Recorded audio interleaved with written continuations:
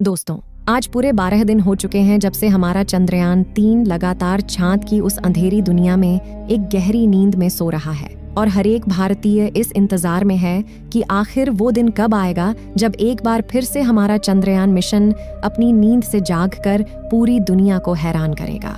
लेकिन दोस्तों, अभी इसरो की ओर से एक बड़ी खबर ये आ रही है कि हमारे विक्रम लैंडर ने स्लीप मोड में ही चंद्रमा की सतह से एक ऐसे रहस्यमयी सिग्नल को डिटेक्ट किया है जिसे सुनकर अमेरिकन स्पेस एजेंसी नासा भी हैरानी में पड़ गई कि आखिर विक्रम लैंडर को ये सिग्नल कैसे मिला जिसे नासा पिछले 50 सालों से नहीं ढूंढ पाया। तो दोस्तों, आखिर विक्रम के इस मैसेज में ऐसा क्या राज छिपा है जिसे दुनिया का कोई भी देश किसी भी हालत में पाने के लिए तैयार है? चांद का ऐसा कौन सा रहस्य है जिससे हमारा चंद्रयान-3 बहुत जल्द पर्दा उठाने वाला है? आइए दोस्तों, आज के इस वीडियो के माध्यम से मैं आपको पूरी कहानी बताती हूँ। लेकिन उससे पहले दोस्तों, आप हमारे चैनल को सब्सक्राइब जरूर करना ताकि आपको चंद्रयान-3 से जुड़ा हर अपडेट इसी तरह मिलता रहे। दोस्तों, 4 सितंबर का दिन वो आखिरी दिन था जब हमारे चंद्रयान-3 के रोवर ने चांद पर चहलकदमी की।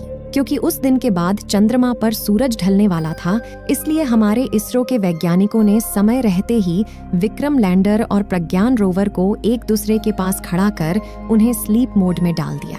दरअसल हमारा लैंडर और रोवर दोनों बैटरी के द्वारा ऑपरेट होते हैं, जिन्हें चार्ज करने के लिए उन पर सोलर पैनल का उपयोग किया गया है। लेकिन चंद्रमा के दक्षिणी ध्रुव पर रात होने के बाद घना अंधेरा छा जाता है जिसमें इन्हें किसी भी प्रकार की ऊर्जा नहीं मिलेगी। इसलिए इन दोनों के कंप्यूटर सिस्टम को हमारे वैज्ञानिकों ने शट डाउन कर दिया है ताकि जब 15 दिनों के बाद चंद्रमा के दक्षिणी छोर पर फिर से सूरज की रोशनी पड़ेगी तो इन दोनों को आसानी से चालू किया जा सके। हालांकि दोस्तों, विक्रम लैंडर पूरी तरह से स्लीप मोड में नहीं है, बल्कि उसके कुछ सेंसर और सिग्नल एंटीना अभी भी ऑन है, जिनके माध्यम से हमारे वैज्ञानिक अभी भी लगातार चंद्रमा से जानकारी प्राप्त कर रहे हैं। दोस्तों, आज से 5 दिन बाद 22 सितंबर को यह दोनों शूरवीर फिर से चंद्रमा पर अपनी खोजबीन चालू कर देंगे। लेकिन कल विक्रम लैंडर ने चंद्रमा से कुछ ऐसा डेटा भेजा जिसे देखकर हमारे वैज्ञानिक भी डर के माहौल में आ गए। दरअसल दोस्तों, विक्रम के डेटा के अकॉर्डिंग 14 सितंबर की रात चंद्रमा के दक्षिणी ध्रुव की सबसे ठंडी रात थी, जिस वक्त वहां की सतह का तापमान -270 डिग्री सेल्सियस से भी नीचे पहुंच गया। ये अब तक का सबसे कम तापमान है जिसे विक्रम लैंडर ने रिकॉर्ड किया है।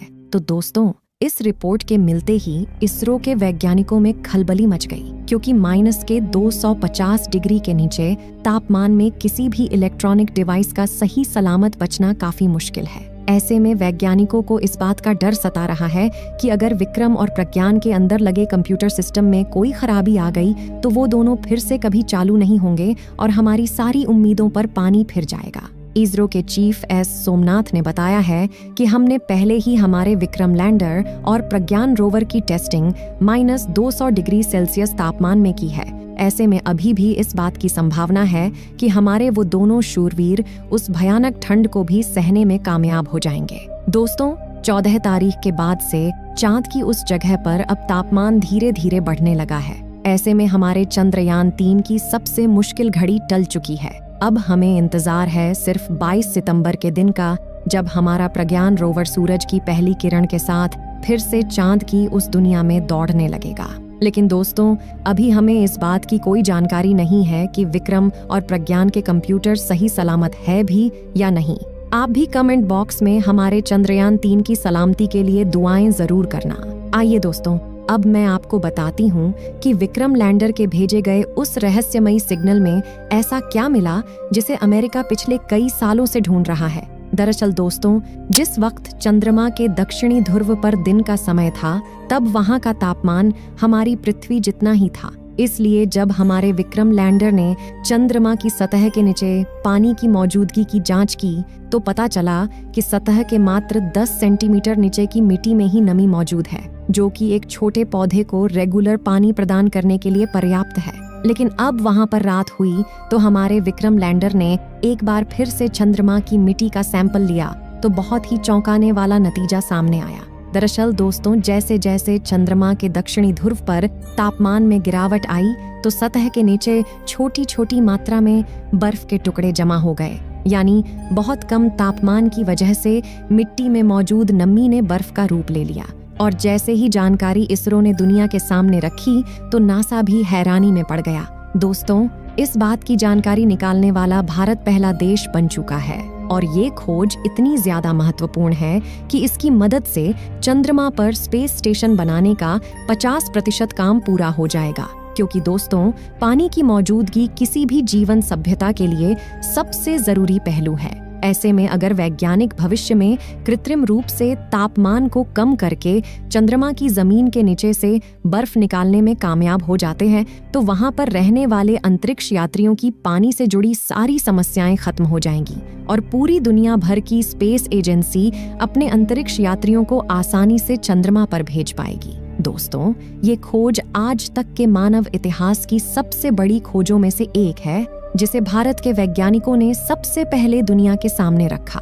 मगर दोस्तों, अभी की बात करें तो इस समय चांद के दक्षिणी ध्रुव का तापमान काफी ज्यादा कम हो गया है, जिससे उसकी बैटरी खराब होने की संभावना भी बढ़ गई है। लेकिन हमारे वैज्ञानिकों का कहना है कि उन्होंने इसकी बैटरी में काफी ज्यादा एडवांस टेक्नोलॉजी का इस्तेमाल किया है, जिससे वो इतनी आसानी से खराब नहीं होने वाली। लेकिन -250 डिग्री की ठंड को झेल पाना इतना भी आसान नहीं है। अगर हमारे प्रज्ञान रोवर और विक्रम लैंडर की बैटरी सही सलामत रहती है तो ये एक बार फिर से चांद पर रिसर्च करना शुरू कर देगा और इस बार वहां पर हाइड्रोजन गैस की तलाश की जाएगी, जो कि रॉकेट फ्यूल का मुख्य तत्व है।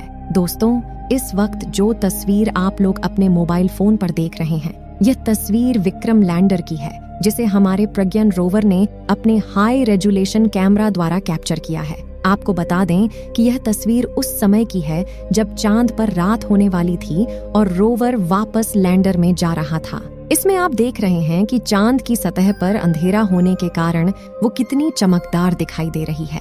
जिस समय चंद्रयान का प्रज्ञान रोवर चांद पर रिसर्च कर रहा था तो उस वक्त चांद का तापमान 20 से 35 डिग्री सेल्सियस के बीच था। ऐसी कंडीशन में रोवर को जितना समय मिल पाया उसने कई सारे तत्वों की खोज की और वहां के तापमान की जानकारी को वैज्ञानिकों तक भेजा और साथ ही वहां के प्लाज्मा रेडिएशन के बारे में भी स्टडी करके विक्रम लैंडर को जानकारी दी।